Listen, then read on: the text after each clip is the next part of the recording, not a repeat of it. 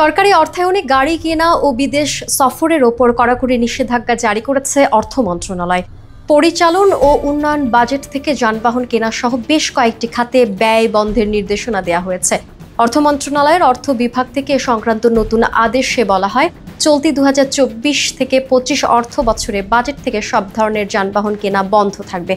তবে যেসব সরকারি যানবাহন 10 বছরের বেশি পুরনো ও TONE ভুক্ত, সেগুলো প্রতিস্থাপনের প্রয়োজন হলে অর্থ বিভাগের অনুমোদন সাপেক্ষে ব্যয় করা যাবে।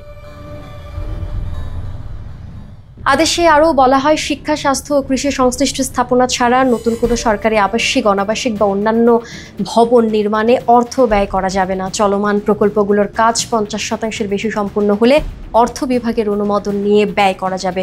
ভূমি অধিগ্রহণ এবং থোক বরাদ্দ খাতে সব ধরনের ব্যয় বন্ধ রাখতে বলা হয়েছে।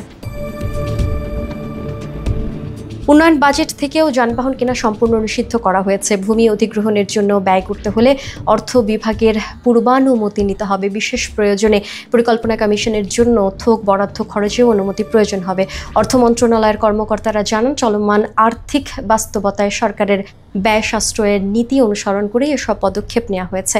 এতে রাজস্ব, বৈদেশিক মুদ্রার অপচয় রোধ এবং অগ্রাধিকারমূলক খাতে অর্থ বরাদ্দের সক্ষমতা বাড়বে বলে মনে করছেন সংশ্লিষ্টরা।